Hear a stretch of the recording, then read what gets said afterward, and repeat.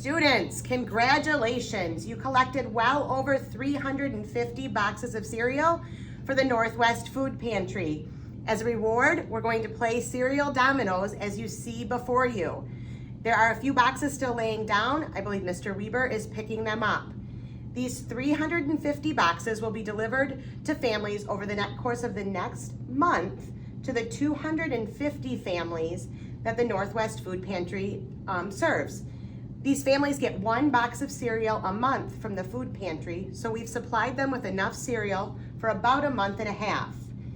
Think about it at your own house. You probably can easily and readily get cereal from the cupboard, just like we had cereal for lunch today. Some kids are not as privileged and don't have the opportunity to have cereal, so you're helping them out and giving them a delicious breakfast. Stay tuned as we roll the dominoes down the hallway to see how far they will go.